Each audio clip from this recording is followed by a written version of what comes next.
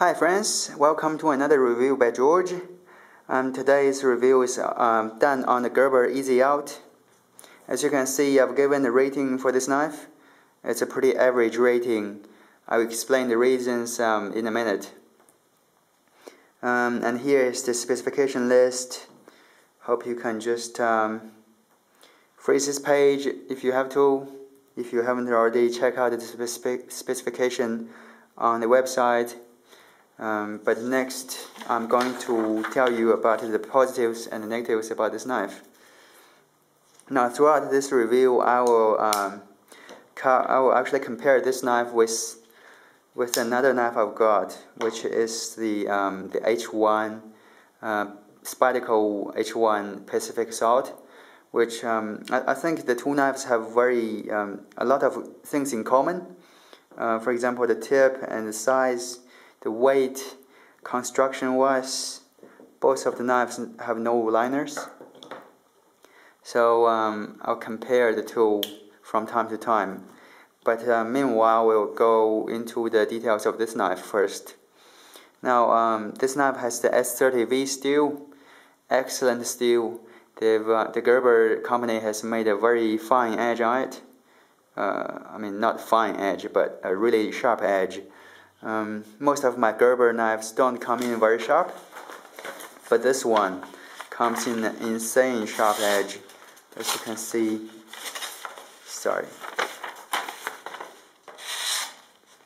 as you can see, it's very sharp, and I think it's comparable to the Spyderco knives, if this one isn't any sharper than the Spyderco.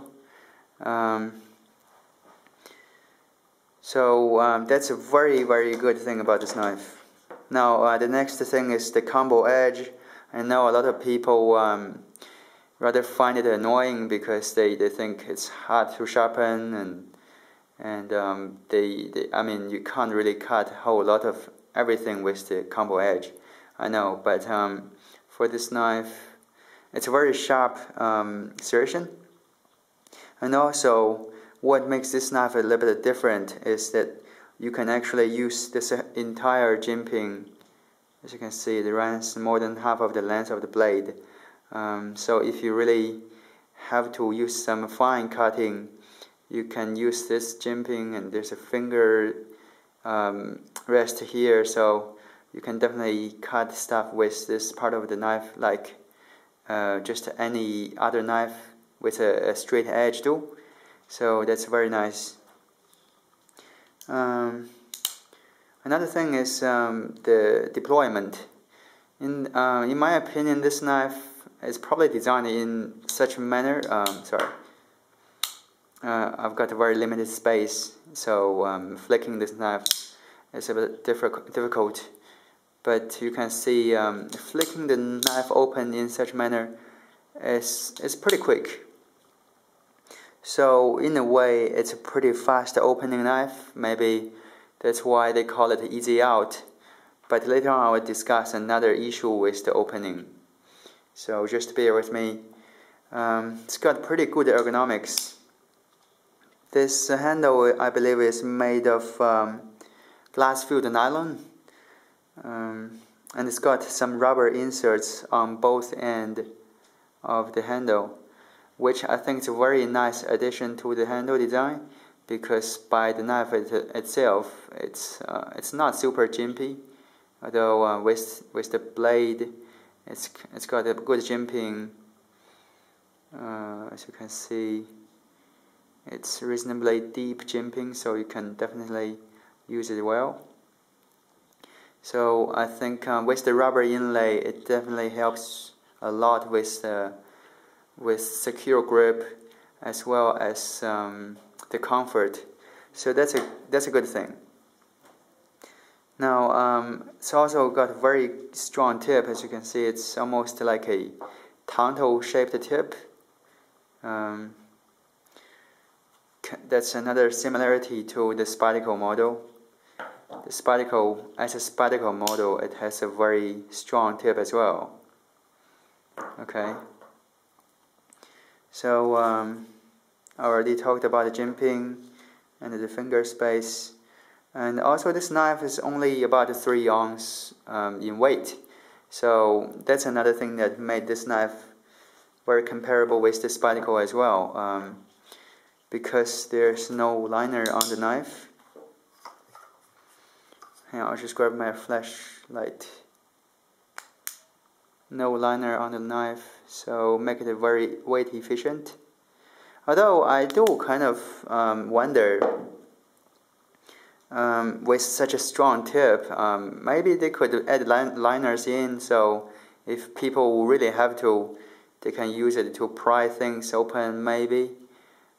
Just a little bit of wonder, really, for me. So enough said. There are a couple of negative points about this knife that makes it rather a little bit unfavorable for me. For a start, the thumb hole, as you can see, is quite narrow. The only other knife I've got that has a similar shape in the thumb hole is this one, the Leatherman multi-tool, which I think is a lot better in terms of opening than this knife. Reason there are a few. For a start, you can see the shape of the thumb hole is different. The Leatherman has a straight straight on this end, where it's like you can see there's some more flesh going through. My thumb can rest a little bit more on it. And also, if you know knife grinds, that the Leatherman has the grind that starts from mid thumb hole onwards. So there's a little bit of a ramp here. Opening this knife actually had never been a problem for me. In addition, this knife doesn't have a lock back, so there's no spring load, and so if you do fail opening it, there's less chance for you to cut yourself. Whereas this knife, to make it even worse, the lock back spring actually kind of try to make the blade fall on you if you fail the opening. That's why on one occasion I actually cut myself trying to open this knife. So that's a very much dislike for me. Whereas if you compare with the Spyderco, the thumb hole is huge. So your thumb goes through the hole, and there's just no way it can fall on you. So ironically, this knife is exceptionally sharp. So if you do fail opening this knife, sing, and part of your thumb is gone. So that's what I really disliked about this knife. The second thing is the backspacer. As you can see, not the backspacer, the lockback. As you can see, both of the knives have the lockback design. Whereas for the Spyderco, they've cut out this round section to prevent you from accidentally triggering the lockback. I think it's a very nice thing they added. Some people think it's probably unnecessary.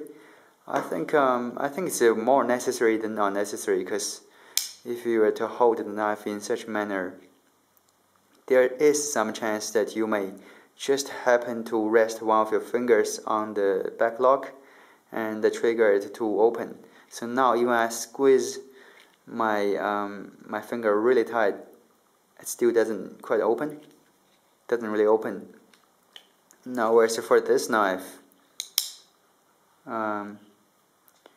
if I just happen to rest my finger on the back lock,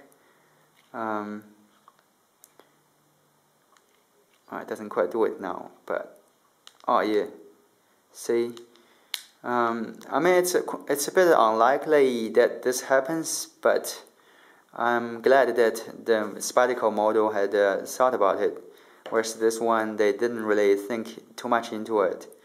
I think that's something they could improve. Pocket options, that's not really too big a deal comparing with the two other lethal negative points. I think it would be good to have another option of the pocket clip, maybe over here, or maybe tip-up carry. but it doesn't really matter so much anymore. Another couple of negative points I've made is based on my preference. I think the knife is overall a little bit rough. You can feel that there's a little bit of remains left by the machine or the molding machine, but that's okay. I think it's actually a cheap knife. It only cost me 70 New Zealand dollars, so it's reasonably cheap comparing with this one, which is almost twice as much. Then again, this one's got H1 steel, which is an exotic kind of steel. But that's beyond the point here. And also, if you look closely, and you will discover that the edge done on this knife is not very consistent. They will change the angle. They will change the angle slightly just around this region. Hopefully you can see the reflection here. And then the rest of the grind is the same. So that's not really a too big an issue. I'm just trying to make a point that the quality control of Gerber doesn't seem to be very high.